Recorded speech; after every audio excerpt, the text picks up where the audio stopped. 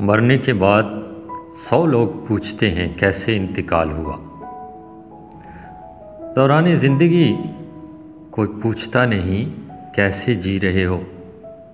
सर्दियों का मौसम है, लोगों को गैर इस्तेमाल शुदा कपड़े, खाना, छोटी सी पनागाहें अतिया करें और रोज़ाना जितना हो सके मदद करें।